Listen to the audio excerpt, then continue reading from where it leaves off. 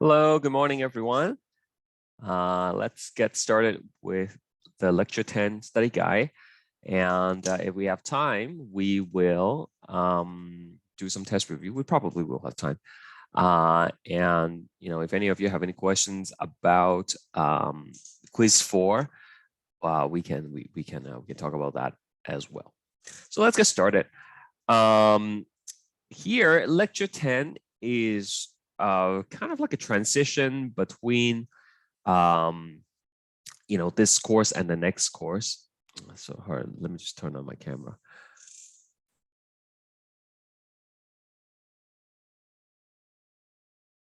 There we go. Okay, so it's kind of like transition between this course and next course. Of course, the next semester you're going to be taking the anatomy and physiology, which is all about the different types of body systems. So the things we learned today will be applicable to next semester. I will be teaching one section of the next semester, so maybe I'm going to see you guys again if you choose to be in my class. So here, let's go through some of the anatomical terms, and just as a very brief summary, we're gonna draw a person here. Okay, kind of like a gingerbread man. All right, and this will be facing forward. Okay, so this position is what we call the anatomical position. Anatomical position. Okay, so all the terms we have here will be in reference to the anatomical position. So let's read the definition, and then we will try to find a word for it. Okay. Closer to the top of the limb. So a limb is like a hand or like a leg. And if you think about the arm, right, this is your joint. If it's closer to the joint, we say proximal. If it's further along from the joint, we say distal. Okay. So if it's closer to the top of the limb, right, that is going to be proximal right here. Okay. So proximal. And opposite of proximal would be distal. So let's see if we can find that word later. On the opposite side of the body, right, so things that are on the opposite side, we say contralateral. Contralateral. Right. So we might use a term like that when we describe the pathway of, say, the neuronal pathway. Okay, so you touch something hot with your right hand, that signal is going to end up on the left side of your brain. It's contralateral, on the opposite side. Towards the head or above, so something that is on top of the body, like towards the head, we call that superior. Okay. The back or at the back of. Okay, so that would be posterior. Posterior. Okay. So for example, your heel would be posterior to your toes. Think about the feet, right? Okay. Your heel will be posterior to your toes. Okay. Next, closer toward the bottom or end of a limb. Okay, towards. So that would be, as we say, distal. Distal. Okay, so your fingers are distal to your elbow. Okay. Your elbow would be proximal to your wrist. Okay. Further along the limb, distal. Closer to the joint, proximal. Towards the feet or below, that is the opposite of superior, which is inferior. Front or in front of, that is anterior. Opposite of anterior is posterior. Towards, keep missing the S here, towards the side of the body or away from the midline of the body. So the midline is an imaginary line that goes down the middle of the body like that. So things that are further away from the midline, we call that lateral, and things that are closer to the midline, we call that medial. Okay, so this is towards the side of the body. That would be lateral. So your ears are lateral to your eyes, and your eyes are lateral to your nose. We went through all these in the recordings, of course. That's why I am going through them relatively fast. On the same side of the body, that is ipsilateral, okay, as opposed to contralateral. Towards the midline of the body, that would be medial. Medial. Your nose is medial to your eyes. Your mouth is medial to your ears. Your belly button is medial to your kidneys, for example. Closer to the surface of the body, that is superficial. Your skull is superficial to your brain. And if it's closer to the core, we say deep. So you will hear me and other teacher next semester use a lot of these terms when we describe an organ. Okay? We'll be showing you pictures of organs that are cut in different ways, and you have to know if we were looking at it from the anterior view or posterior view, or superior view in some cases. Okay? So it's good to know these terms. All right, next. Complete the following statement with the most appropriate anatomical terms. So sometimes there's more than one answers in these situations, but one would be more appropriate than the other. First one, the cranial cavity is something to the thoracic cavity. Just to refresh your memory on the various cavities of the body. Okay, so this is looking at the person on the side. This up here, that's the cranial cavity. Cranial cavity. What is in the cranial cavity, anybody? Excuse me. Tyler got the correct answer for this one. Yeah, superior. But let's just review the cavity as well. Yeah, the brain is in the cranial cavity. Very good. Right, thoracic cavity. Name me two things that's in the thoracic cavity. Anyone?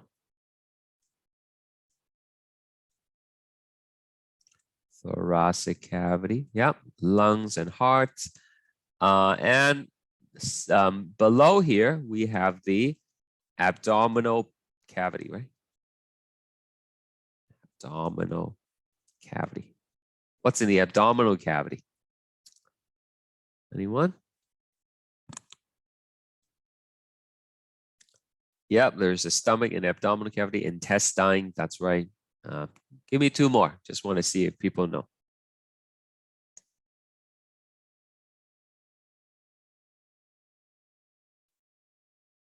Yeah, that's right. The liver and the kidney, all that good stuff. It's in the abdominal cavity. And of course, separating the thoracic cavity and the abdominal cavity is this thing, which is the diaphragm. The diaphragm, your breathing muscle. Yeah, gallbladder is also over here. Good. So the cranial cavity is superior to the thoracic cavity. That is the correct answer. Okay, the brain is something to the skull. Okay, so this is deep. Okay, I know it sounds weird. It sounds like you should write like deeper, right? But that's what it is. Deep to the skull.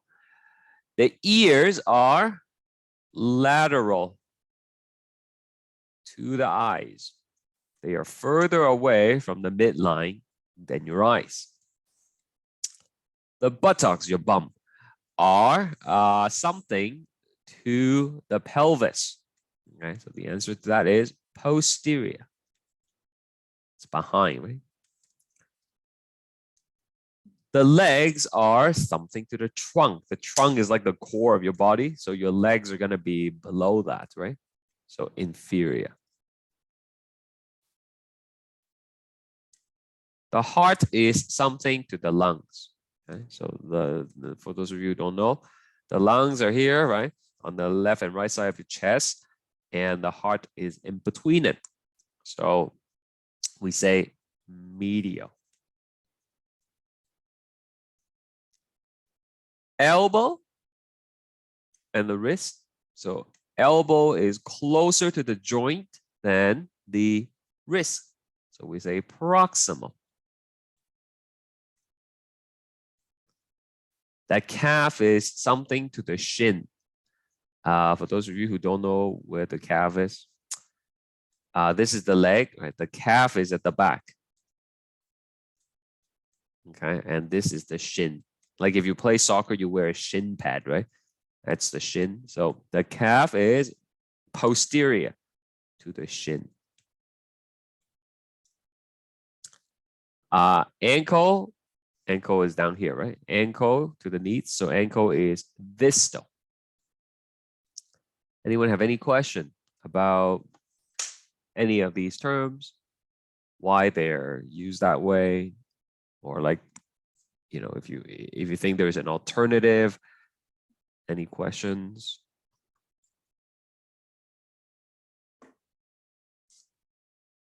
All right. So next we have different types of tissues. Okay. So the first type here is just a single layer of flat cells. Right? If it's a single layer of flat cells, we say simple. Simple means one layer, and flat cells is squamous. Okay. So simple squamous epithelium. We usually would find simple squamous at places where we need to have diffusion, for example, so things can cross easily. And one such location would be the alveoli in the lungs. Okay, alveoli is the air sacs, which is the location of gas exchange. Okay. Function is diffusion. Excuse me, my allergies is in full swing, so I'll be sneezing a lot. Excuse me. So this is diffusion. Right? So example, gas exchange. All right. You will also find simple squamous in location where you want to have a smooth surface, such as the inside of blood vessel. You will learn this next semester, but blood does not like going through a rough surface. If it goes through a rough surface, it has a tendency to clot up. So you want the interior to be smooth, and that's what the simple squamous is. Okay, so this creates a smooth surface. All right. That's the simple squamous. Next, we have little squares, but of course, like these are 3D, right? So this is more like a sunny side up egg if you think about it, okay, with the nucleus in the center. These would be more like a box, okay, a box with the nucleus in the center like that. So these are again single layer, so we say simple, and then it's cuboidal.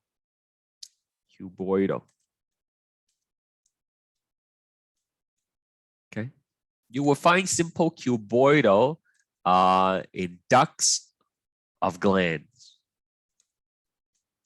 All right. So the function would be secretion, right, and sometimes absorption. Now, I do want to spend a moment talking about glands. I don't remember if I mentioned this on the in the recordings, but I do see some questions on the final test bank regarding to glands. There are two types of glands.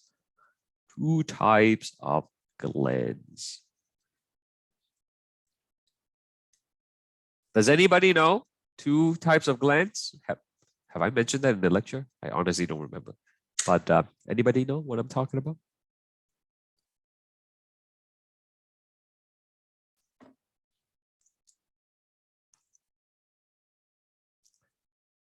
No? All right, we have exocrine gland, and then we have endocrine. Okay, exocrine gland or endocrine gland. The difference is this: an exocrine gland would secrete through a duct. Okay, so example would be like sweat gland. Okay. Another example would be like mammillary gland. Okay, and pancreas. So all these would be secreting through a duct. Right? So if you think about the pancreas, for example, right, there's going to be a duct that comes out of it that connects to your small intestine, and then the secretion would go through the duct and then to its target location. All right. Mammillary gland, like breastfeeding, right? The milk comes out through a duct. Sweating comes out through a duct. The endocrine gland, on the other hand, is secrete directly into the blood. Into the blood. Does anybody know any gland in the body that secretes directly into the blood? Lymph is actually a completely different system. It's part of the lymphatic system. It's not in and of itself a gland, but good try. Yep, thyroid gland, very good. Thyroid gland secretes, metabolic hormones, right, that regulates your metabolism. Yeah, Tyler's another one. Adrenal gland, very good. Okay, yeah, ovaries, testicles, excellent. Okay, and pancreas is also an endocrine gland. It could secrete through a duct, and it could also secrete directly into the blood, depending on what it is secreting. Okay. I think there might be a question that asks you what gland is both exocrine and endocrine. Please choose pancreas. Okay. Not 100% sure what the question is exactly, but if it does ask you what exocrine, which of the following is both exocrine and endocrine, make sure you choose pancreas. Do you guys know where the pancreas is? Which side? Right side or left side? Sorry, I really gotta go blow my nose. I'll be right back, okay? You guys think about which side the pancreas is.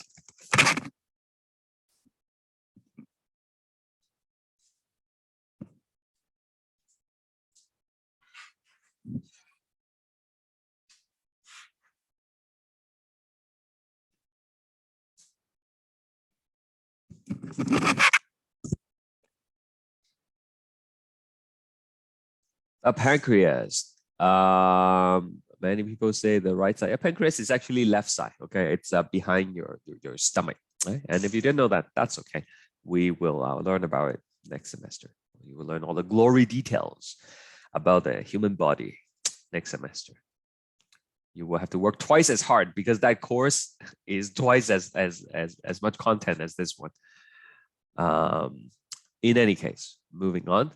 We have the next one right here. That is the simple columna, and these have cilia on them. So we call them ciliated. Ciliated columna. All right. And you will find them in airway, for example. Okay, your trachea, right? Okay, trachea. Trachea. That's a windpipe, right? And there are all these little cilia in there that would be sweeping up the dust that are trapped when you breathe in. Does anybody have another location in the body where we have cilia? I think we talked about this before, right? In the cellular structure unit lecture, which was lecture 3, feels like a long time ago. In the female body, where else? Yeah, the oviducts, right? The fallopian tube. Fallopian tube. Okay, so in the airway, its function would be to remove dust particle, right, and mucus. In the fallopian tube, it would be guide egg, right, movement.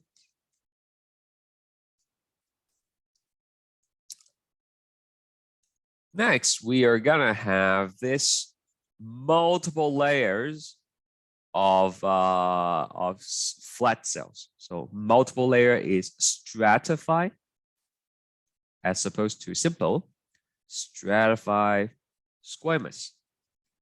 Okay, and you would find stratified squamous in places where there are a lot of wear and tear expected, right? It's going to be exposed to harsh environment. So one location would be like the inside of the mouth, like the oral cavity. Think of all the stuff you put in your mouth, right? You know, salty stuff, acidic stuff, spicy stuff, hot coffee, all that stuff is very, very abrasive in its own ways.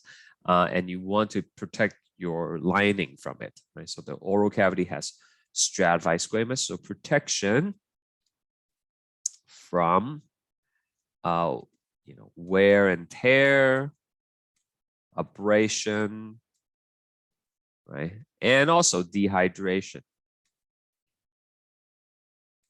Okay. Another example would be like the esophagus, which is your food tube that connects the mouth to your stomach. Okay. Would it then be accurate to say mucous membrane? Not really. For example, like the eyes has a mucous membrane, right? But that's not stratified squamous. Okay. In fact, you don't want stratified squamous in the eye. You want it to just be a single layer so that the light can go through, right? So some parts are more resilient to abrasion than other parts of the body. Okay? Think about like hot sauce on the eye, right? That's gonna hurt, but hot sauce in the mouth, yum yum, right? So that's that. Okay, complete the following chart for the different types of connective tissue. All right, so there are like, I think 6, 7 type of connective tissue that we learned.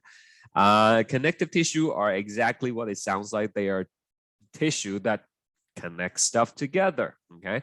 They are kind of like the fillers that, you know, fills up the space in the body, okay? So first one, complete the following chart. Okay, sorry, first one right here. That is fat tissue. So the fancy name for fat tissue is adipose tissue. Adipose, okay, fat.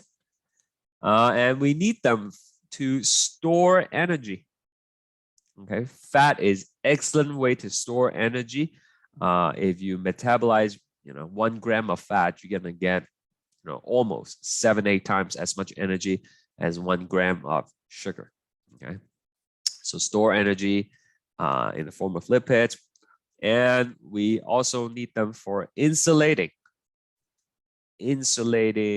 and cushioning organs. I feel like we talked about this in lecture 2, right? When we learned about different types of lipids. Well, now you have excess lipids. You're going to store them in the adipose tissue. All right, next one. These little, of course, these are cartoon pictures, right? It's much easier to identify them when they're cartoons. Anybody want to give it a shot? What am I looking at here? All these white little cells. What am I looking at? That's right, Tina. That is cartilage. Cartilage. Okay, so cartilage, they maintain structure or shape, right? And at the same time provide support and flexibility. Okay. Now, they are not vascularized, right? They have no blood vessels. So if you damage the cartilage, it would take a long time to heal. All right, like if you have a broken nose or something, it's going to take a long time to heal. So there are 3 different types of cartilage. The first one is elastic, perhaps the easiest one to relate to. Elastic cartilage would be found in places like ear and nose. Okay, so your ear, like you move your ear forward, it bounces back to a normal place once you let go because of the elastic cartilage, right? Cartilage will decompose, unlike bones. So if you like imagine like a skeleton, right, that you see on like TV shows or whatever, I don't imagine any of us would see like a real skeleton. But like, you know, on TV, we see skeleton, they don't have ears, they don't have nose, right? Okay, they break away, they decompose. The elastic cartilage will decompose. Second one is fibrous cartilage. Okay, so these are a little bit tougher. They are more for like support and cushioning. And you would find them, for example, between the backbone. So the backbone is called the vertebra, right? So let me see if I can Google a picture and show you.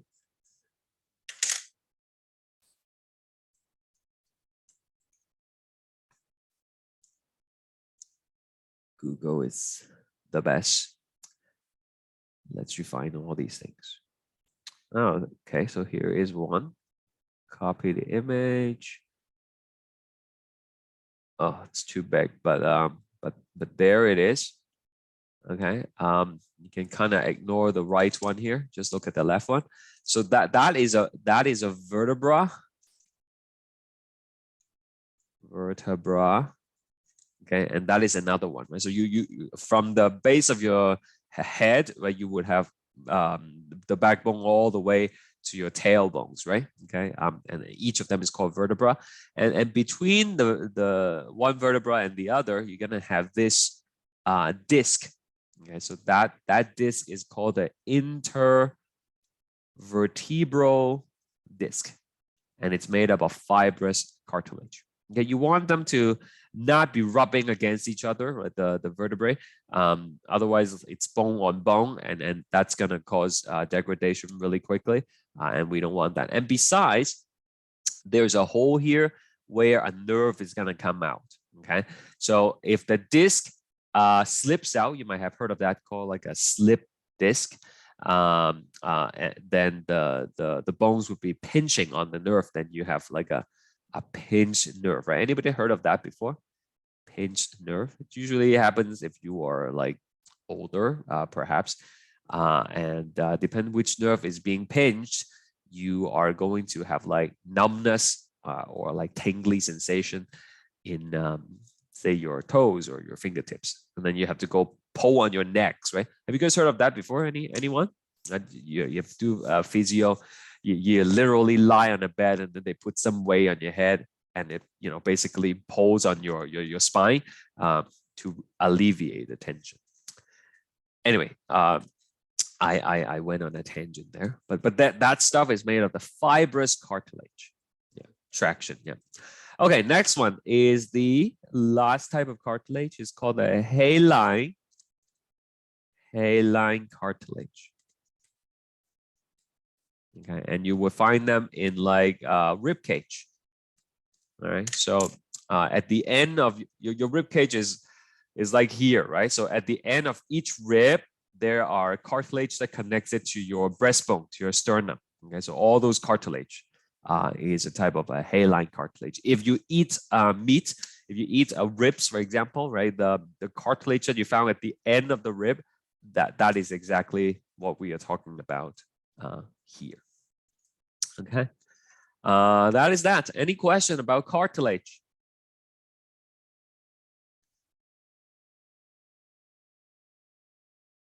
We good? Alrighty, moving on. This is blood. Right? Blood is actually a type of tissue. Not many people know that, but now you do. And you know, there are three major components in the three types of blood that, sorry, three types of blood cells that you will find in blood.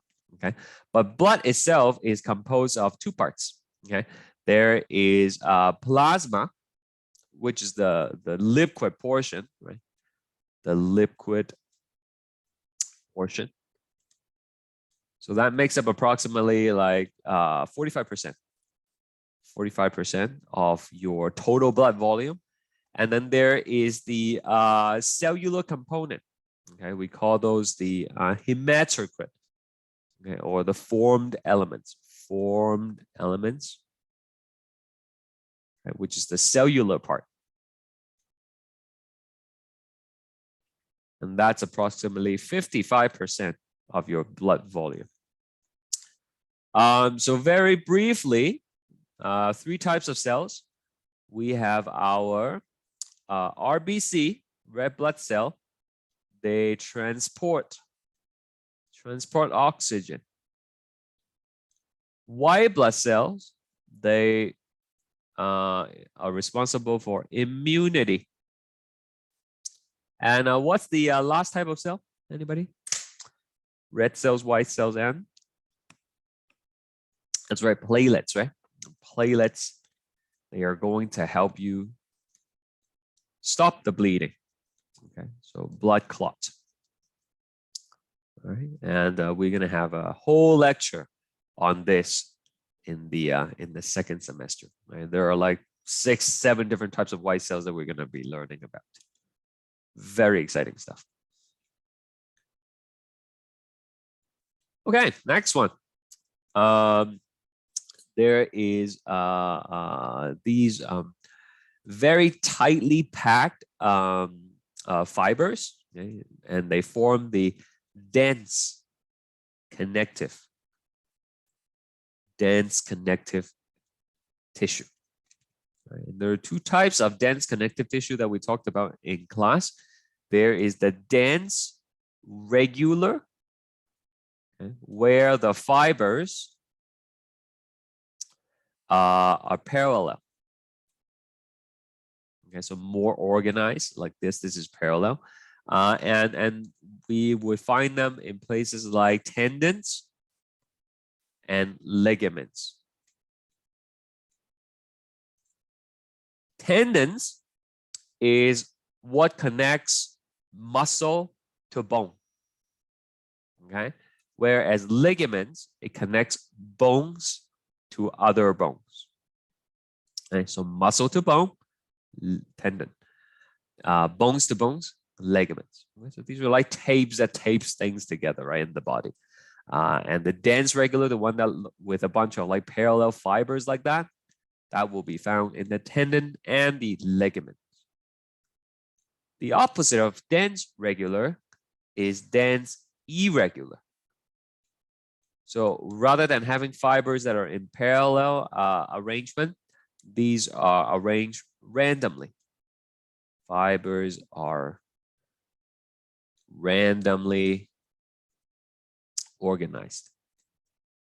That sounds like a paradox, that they're organized but yet random in a way.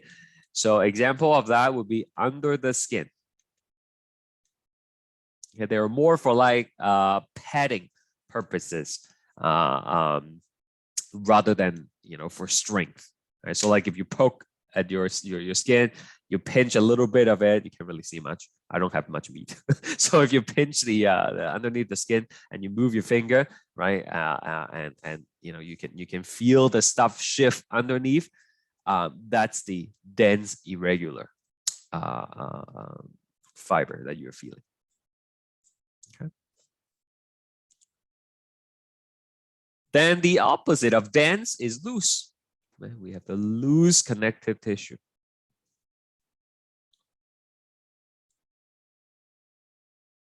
Okay, and these loose connective tissue is just basically fillers that would take up all the other space in between organs. Okay, so fill up spaces between organs. Right. You will also find some underneath the skin.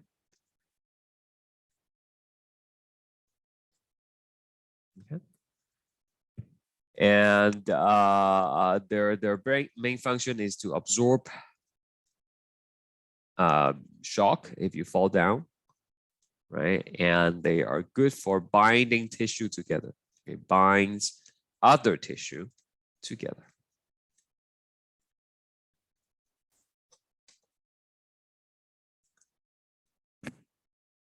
Okay, this one is kind of cool looking, look like a tree, a trunk, and that is bone.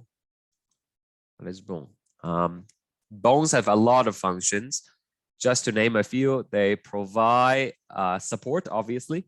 Right? We don't slouch over because we have our bone supporting ourselves, our body. They are also excellent place for storage of minerals. Of course, we know we have to store calcium, but we also need to store phosphate. Okay, so that's the location we store most of these things. They also form blood cells. Okay, in the middle of some bones, we have what's called bone marrow. Well, actually, they all have bone marrows, but some of the bone marrows are active, where they would pump out new blood cells. Okay, so there you have it. That is the different types of tissues. Anybody have any questions?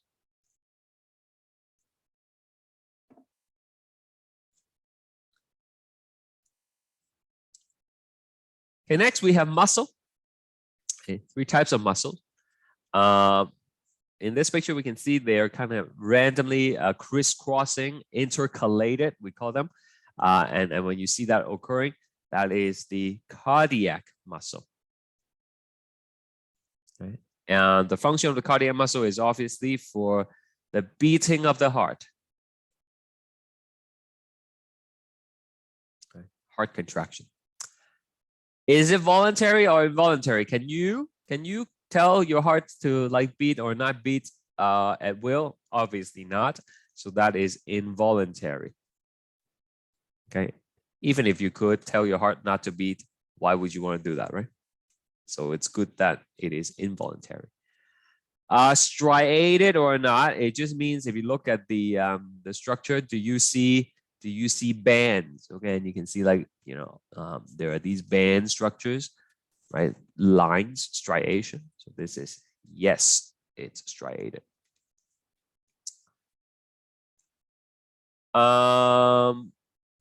You know what? Let's just say striated.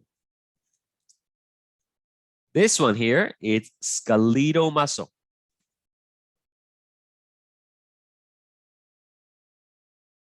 Skeletal muscle. And you can see they are not like crisscrossing like that. They are more, parallel to each other. And the function is basically produce movement. Produce movement.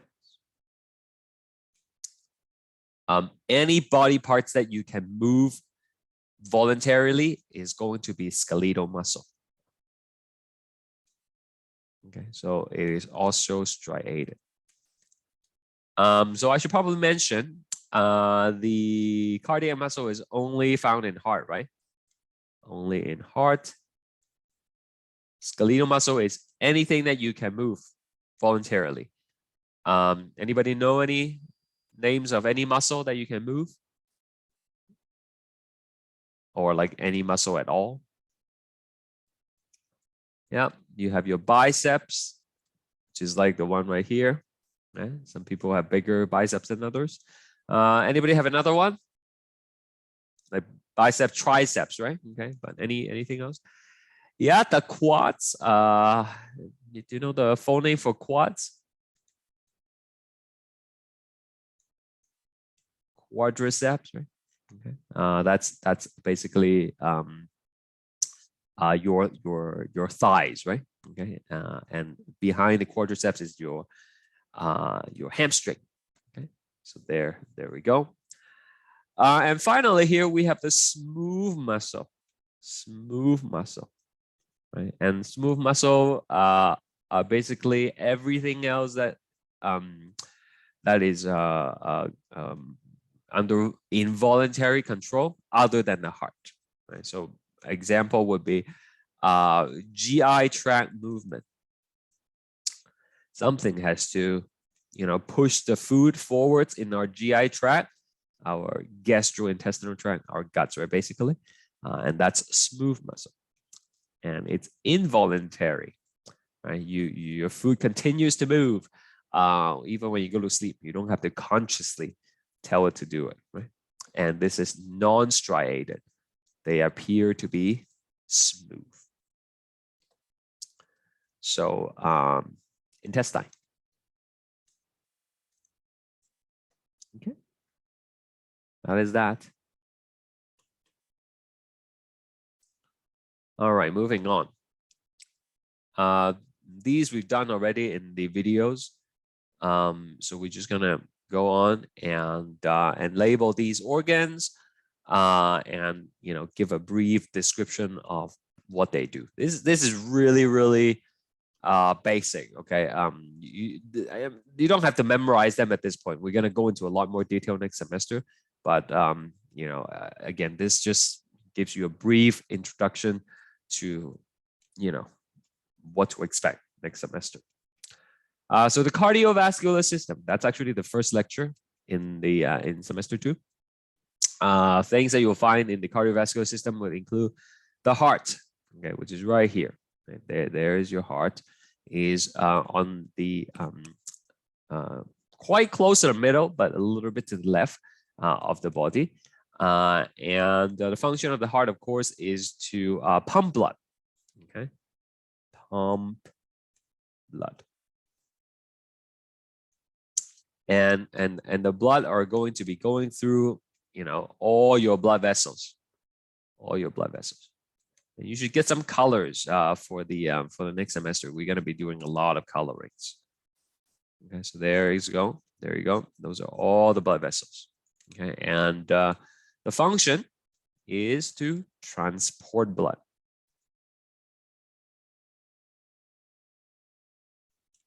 All right. Of course, there are more stuff, but we'll leave it at that for now.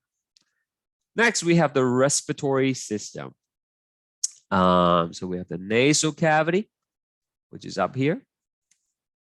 So the function of the nasal cavity is to filter the air, for example, filters the air. It adds a little bit of moisture to it, warms it up. And it's going to go down the trachea, right, which is the windpipe. Takes the air to your lungs, basically. And the lungs are right here. You have the left lung and the right lung. Okay, this one is the left, this one is the right. It's opposite. The right side on the picture is actually the left side of the body because we're looking at it from the front, right? So you can see there are 3 lobes on the right lung and 2 lobes on the left lung. Right? So lung is needed for gas exchange.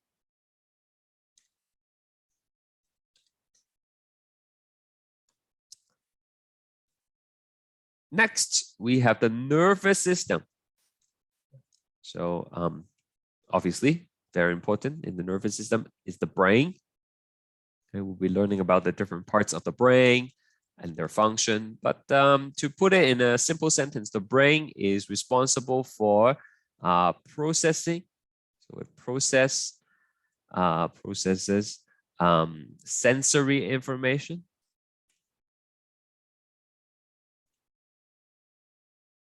Okay, so these are all the senses that we have, touch, taste, sight, hearing. Process all that sensory information, and it will determine motor response. Right? How do you respond to all these sensory information? Right? If you hear a loud bang all of a sudden in the hallway, right, then you turn and take a look, right? That's a motor response, and your brain is involved in that. The spinal cord, right, goes from the base of your brainstem all the way down. Okay, and at the bottom, it actually becomes like ponytail looking. Right? So the spinal cord, we can just say is information highway.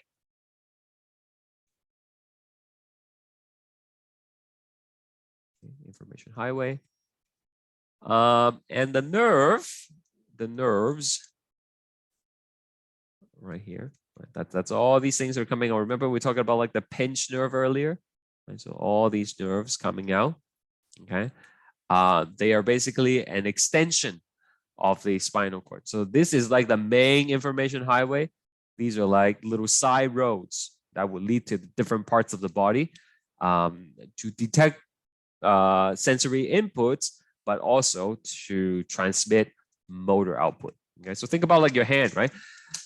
Again, if you touch a hot surface, then there is going to be a sensory neuron that carries the information all the way to your spinal cord, and then your spinal cord will tell you to remove the hand. Okay, so that removing your hand command will come back out through a motor neuron. Okay, so it's part of the circuitry, basically, that forms a reflex. So more on that later. Urinary system, we have two kidneys. There's one. Okay, and kidney is responsible for filtering blood. To put it in a very simple term, filtering blood and produce urine as a result. The urine that we produce from the kidneys are going to go down the ureters. Okay, ureters, which basically connects the kidney to the urinary bladder. And there's urinary bladder. Okay. Ureter connects kidneys to urinary bladder. And the bladder basically holds the urine until they come out, right? Holds urine until it comes out.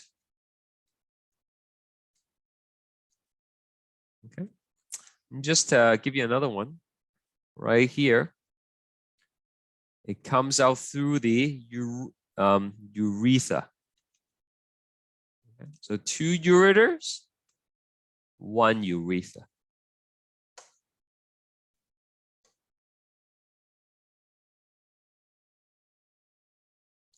All right, 2 more. Digestive system. Very straightforward. Stomach is right here. That's where you will digest your food. For the most part, physical digestion mostly. And then you have your intestine. Okay, so you have your small intestine here. That's the small intestine. It's for digestion and absorption. There's no absorption in the stomach. All right. So that's the small intestine. And then the large intestine is the stuff that's outside, right? Like over here. That's the large intestine. The blue stuff, large intestine. We have the esophagus right here. That's to carry the food to stomach. And oral cavity, that's where you put the food in, right? Okay. Very basic stuff. Reproductive system. This is the female. So ovary is right here. That's where the eggs are going to be coming out from. So maturation of eggs. And the uterus. Uterus is right here. That's where the baby grows. Where fetus grows. Okay. I don't know what happened to the male one, but it's not here. But that's okay. Like nothing much going on in the male. Males have testicles. That's where the sperms are produced. That's pretty much it. Okay, so there you have it. Not to worry too much about these body parts for the test. I don't think there's going to be too many questions on that. But yes, that's that. Now, the quiz number 4 was poorly done. I mean, it's not entirely your fault. I mean, I wasn't there last week to go through the lecture 9, so maybe that had something to do with it. But you probably know that I told you you can have a second chance, right, to do it. And the second attempt is going to be available until midnight tonight. So if you haven't already redo your quiz number 4, you definitely could, you are encouraged to do so. And you have nothing to lose, okay? Because it's the best mark that is going to count. So, if you got a C, try again, maybe you'll get a B. I mean, it's so far people who have done the second attempt is mixed results. Okay, some people got a B the first time and then they do it again and end up with a D or F in some cases. I'm not sure how that happened, but for some others, right, they got F for the first time, and then second time they got a B. Okay, so definitely it's a chance to pull your grade up. But I do want to give you an opportunity to ask questions before you try your second attempt. Okay, only a handful of people did a second attempt. So a majority of you, I assume, have not done it yet. So I'm hoping you'll do it today. But is there anything I could help you do better on the quiz? Is there some things that are not making sense in lecture 8 or 9 that you would like me to go through right now? It's not just quiz 4, right? Because the final test, which happens next week, by the way, also has these things on the, as part of the topics. So is there anything, particularly lecture 9, but also 8, that you would want me to go through? So I'm going to give you a moment to do that, okay? We're going to take a break early, 5 minutes, and then when we come back, okay, you can let me know what is it that you want me to go through. And also there is the review, right? Okay, you should also let me know which question in the review you would like me to take up. All right, so we're going to take a break right now, and when we come back, we will continue.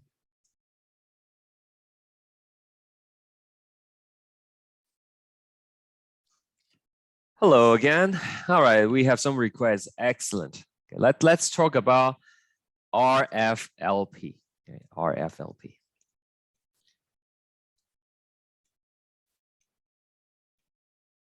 So what is RFLP, right? So RFLP is restriction, fragment, length, polymorphism.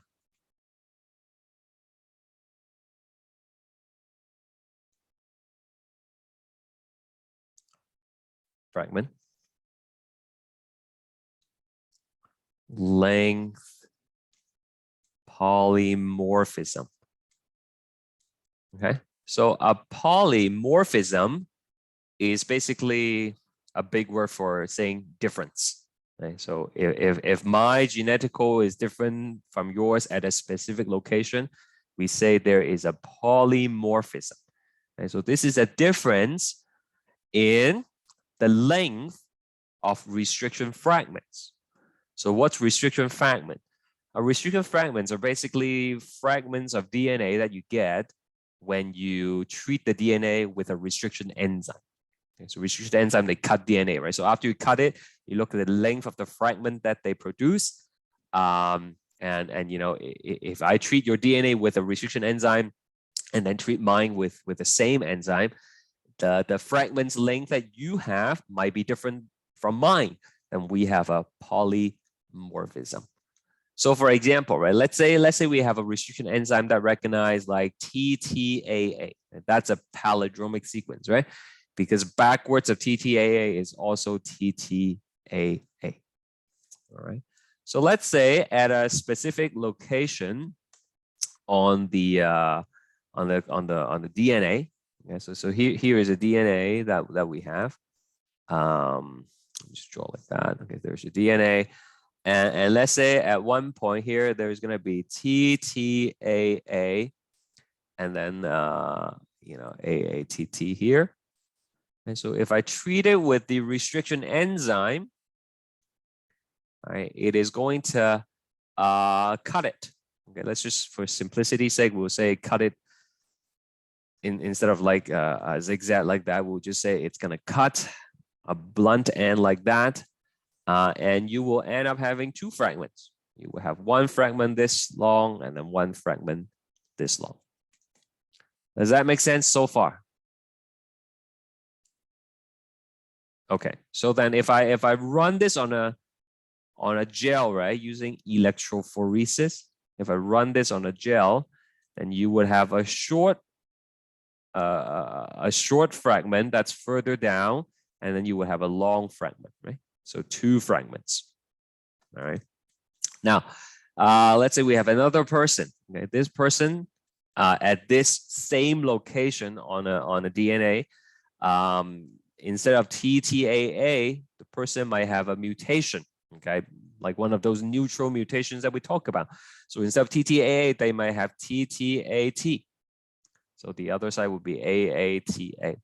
This is no longer a palindromic sequence that is going to be recognized by the restriction enzyme. So if you treat it with the restriction enzyme, what will happen? Nothing will happen. Okay, it will not be cut. So if I load this on a sample, on a gel, we would just have a one band, okay, like a really long one, okay, because it was not cut.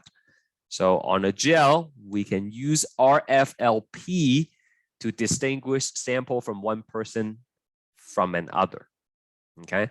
But of course, we're not gonna do it for just one location, right? We're gonna, because it could happen that they don't have any difference at that location. So we're gonna use multiple restriction sites from multiple locations, and then we're gonna digest it, and then we will examine the band patterns to see whether they're the same person or not.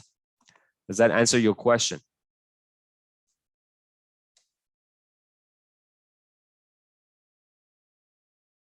Okay. Anyone else have any follow-up question about RFLP?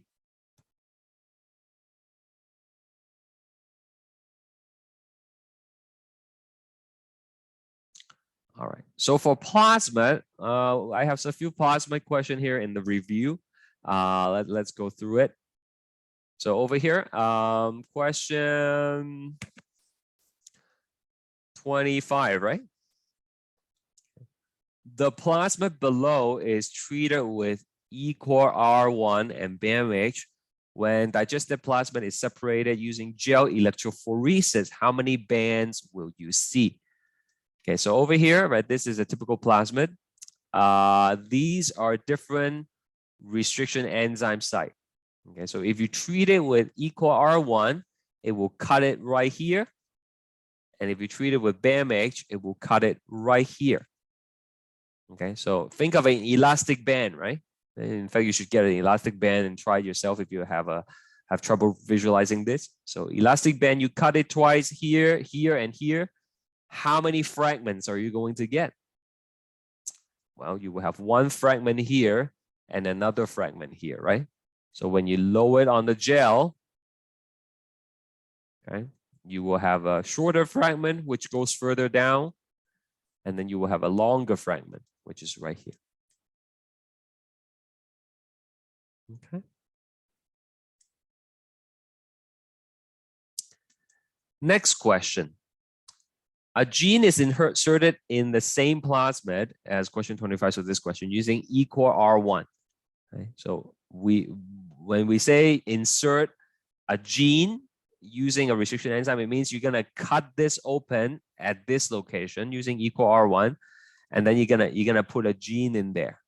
Okay, so you will insert a gene in there. And then you're gonna transform the plasmid into E. coli. That means you're gonna feed them to E. coli, and hopefully they will take it up. And then you're gonna grow the E. coli. Okay, so E. coli or bacteria, they generally you will culture them on a plate, okay, an agar plate, and you would give it some nutrients, okay, some broth, right? So we need basic nutrient, basic broth, right? So we usually call them like LB broth. That's the name of the common broth that we feed them. And then you're gonna add some tetracycline, okay, tetracycline.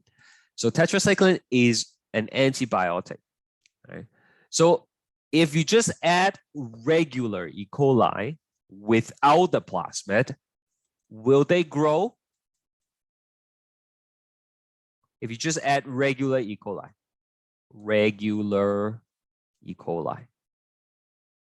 into this culture, will they grow or not grow?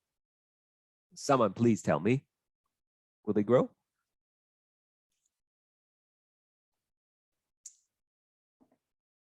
Tetracycline is an antibiotic, right? So do you think regular E. coli will grow in the presence of tetracycline?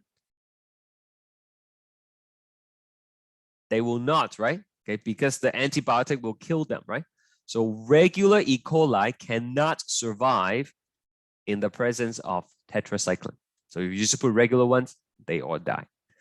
But if we put transformed, okay, so the one that has taken up the plasmid, we call them transformed E. coli. Can they survive in tetracycline? The answer is yes, if they are given this particular plasmid, because on this particular plasmid, there is the, TETR gene, right? TETR gene means is the resistant gene for tetracycline. So these E. coli, they will not die, they will not be killed by tetracycline because of this gene, right? Okay, so what result do you expect? You would expect them to grow, okay? Not 100% of them will grow, because if you have, if you have 10,000 bacteria, right? Not all 10,000 of them will take up the plasmid. Only a percentage of them will, and that's the point of this, right? You want to select the ones that have taken up the plasmid, right? So, maybe 60% of them taking it up, and only those will grow. But the key thing is, when you see the bacteria growing on this plate, you can be sure they are the ones that have taken up the plasmid. Because if they did not take up the plasmid, they would not have the tetracycline resistant gene, and they would not survive. Okay. So I guess we could go back to last week's, tutorial questions. Even though I took it up in the recordings, but let's just quickly talk about it again. So here we have the plasmid again, right? So all these things on the outside, right? They are basically the restriction enzyme site. Okay, so those are places you can insert a gene in. So you can insert it here with EcoR1, you can insert it here with BAMH, or here with AVA1. So these are just places where you can put in a gene. In addition to those location insertion sites, you also have these resistant genes. Okay, so this gene here is gonna give resistant to ampicillin. Okay, that's what AMP stands for. I'm not going to give you something that you have not seen before, right? Like on the test, it's either AMP or TET. If it's AMPR, is resistance to ampicillin. If it's TETR, then it's resistance to tetracycline. Okay. So let's say if you insert a gene with PST1. Okay, so that means I'm going to insert it right here, right? Okay. Will it grow in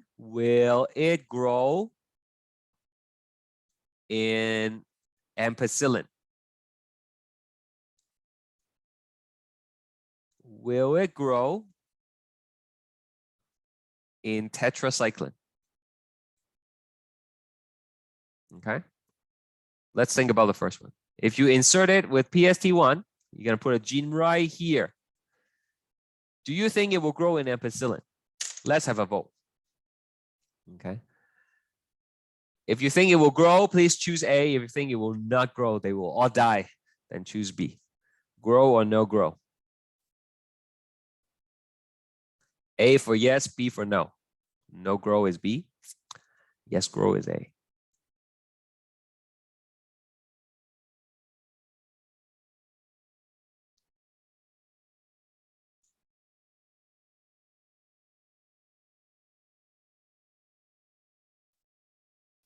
All right, so they will not grow in ampicillin.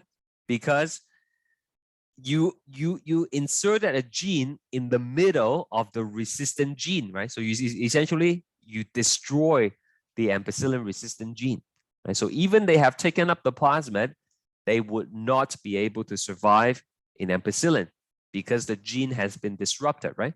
So no growth. Will they grow in tetracycline? Well, tetracycline resistant gene was not disrupted because you didn't insert anything in the middle of it, right? So yes, they will be able to grow in the presence of tetracycline. Okay. Any question? For those of you who chose the wrong answer, have I convinced you why this is the correct answer?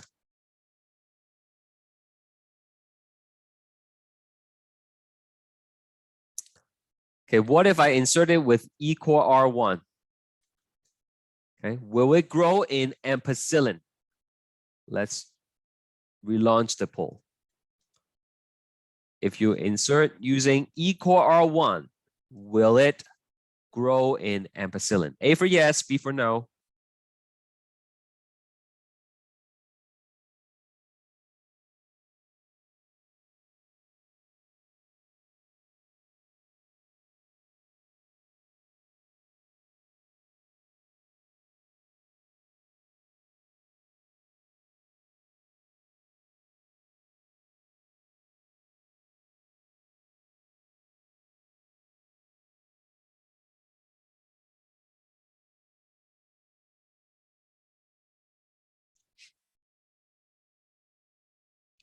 Okay, 5 of you answered and 5 of you got it right. Okay, if you insert it with equal R1, you are not disrupting the ampicillin gene or the tetracycline gene. So they will grow in ampicillin and they will grow in tetracycline. Okay. So hopefully that answers some of the questions related to plasma. Anyone else have any other questions? You know, anything I can do to help you do better on that quiz number 4? Right, remember, you have a second chance. You should take it.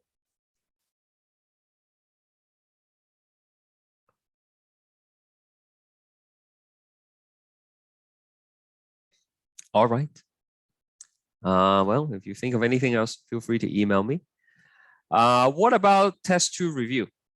Any particular questions that you guys want me to take up? I don't know if you have a chance to look through it yet. The test 2 review is attached to the latest announcement, right? So anything on this sheet that you want me to take up? Maybe I give you like 5 minutes to look through it. Okay. Again, it's on eCentennial. You just go to the latest announcement and you will find the attachment there.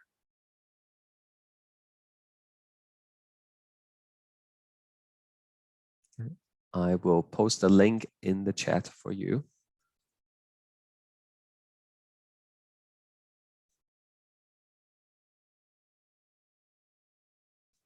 Okay, it's the week 13 announcement, literally right here. Okay, so you can click on that. I'll give you a couple minutes to see if you have any questions.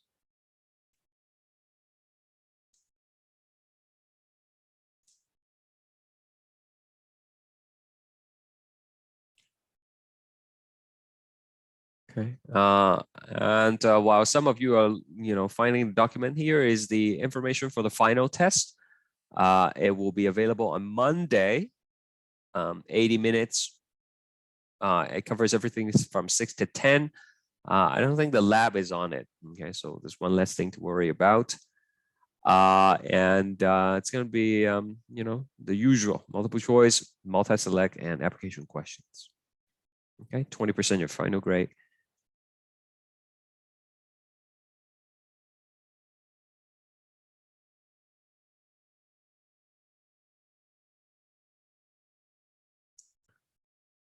Also, you might, I think you guys are pretty good.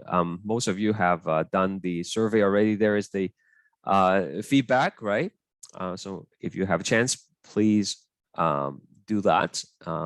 It's very important to get feedback from students so we can improve on the course. Okay, back to here. Anything?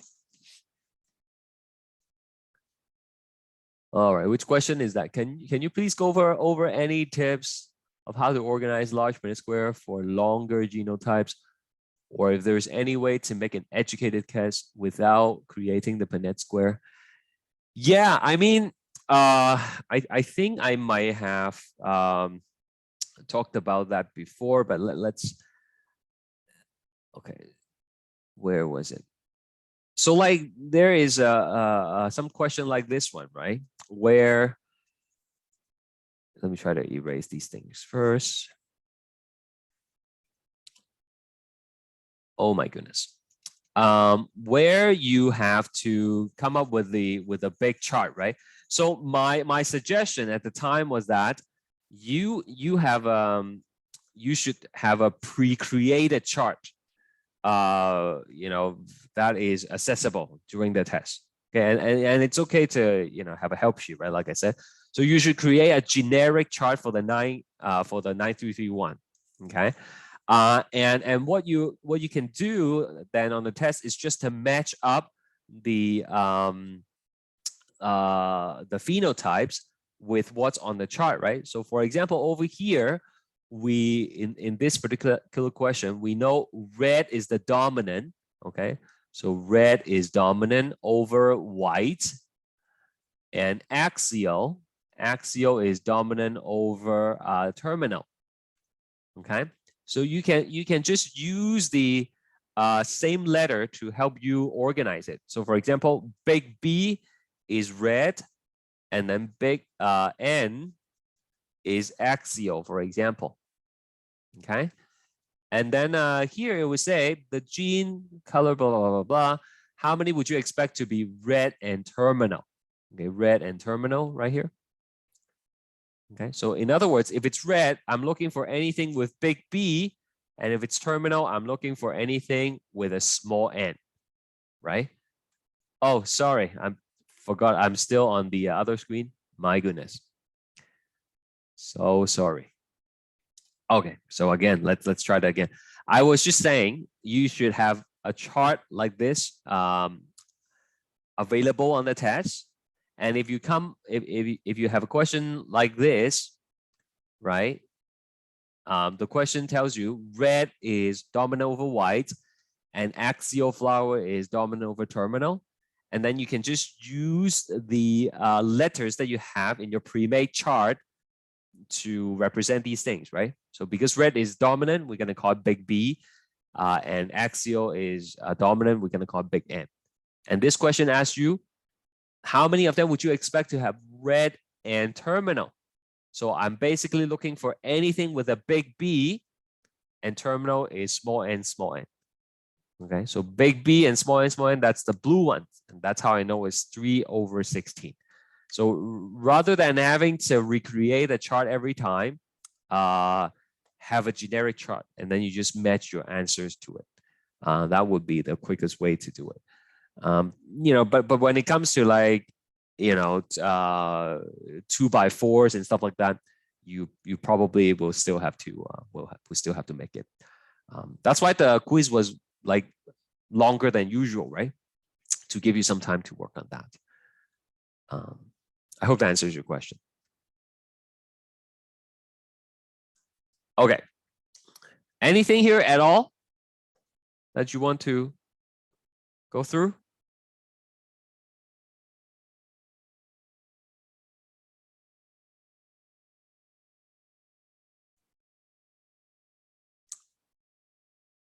Okay, well, I think the best thing for you to do is to go through it yourself as a studying tool, and if you want answer for any of them, if you're not sure the answer for certain ones, then email me. Then I'll answer you individually. I think that's probably better than me giving you all the answers now. And then you won't be able to solve the problem yourself, right? So I think I'll leave it at that. And that is it basically. Oh, question 23. We have a request. Nice. Okay, so there are 3 different DNA samples here, and it's being treated with equal R1. What is the purpose of the marker length? So that's this one, right? Okay, so the purpose of the marker length is to give you a reference. Give a reference for the size of the DNA fragment. Okay. So what does that mean? Well, if you think about it, right? Let's say you don't have this here. Oops. Let's say you don't have this and you just have a gel that looks like this. How do you know how long that is? How do you know how long that is? Right? I mean, I know this is shorter than that, but how do I know exactly how long it is, right? You don't. So that's why we have to load a marker. So these markers are things that you can buy from, the company, and basically in that little vial that you get, they actually come in a small Eppendorf tube, and in this tube, they basically preload a bunch of samples of DNA of known size, of known length. Okay, and then so you will run it together with your gel, and so if your sample has a band here, you can compare it to the reference. You're like, oh, that's about 1,000 base pair long. Okay, and that one, okay, that's about 800 base pair long. So it just gives you a reference. Okay, that's what the marker is for. Which sample has the longest DNA strand before being treated with eCore R1? Okay, so we would have to add them up, right? So like I said, for A, it is just one fragment. So that's going to be 1,000 base pair. So A is 1,000. B, okay, we see one at 800 here. And then we see one at 200. So 800 plus 200 is still 1,000. Okay, base pair. So A and B is same size. Let's take a look at C. We have 600 plus 300 and then plus 100. Okay, so that also works out to be 1,000. So it's a trick question. Which sample has the longest DNA? They're all the same, all the same size. Okay. What sample was not cut by restriction enzyme? This one. Okay, because it's just one band, right? And this is not a plasmid. It's linear DNA assumed to be. So if there is no cut, then you just have the original band, right? Does that make any sense? Okay. All right. So that is it. Again, feel free to contact me between now and the test. And again, please do quiz 4 again if you haven't already. And I thank you very much for all of you for this semester. I know it has been difficult, doing this online, but the 12 and 14 of you have always come to the tutorial, and I do appreciate that. I hope to see you guys again next semester. If not, I wish you all the best, and certainly good luck with the final test. And try to have a good long weekend. Okay, even though you have a bunch of midterms, final exam next week. Okay, so thanks again, and see you around. Bye for now.